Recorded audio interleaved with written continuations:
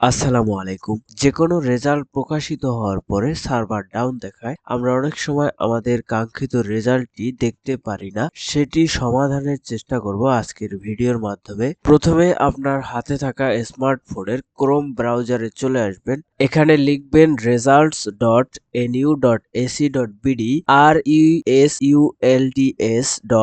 results.nu.ac.bd এটি লিখে search করলে এরকম একটা ইন্টারফেস চলে আসবে।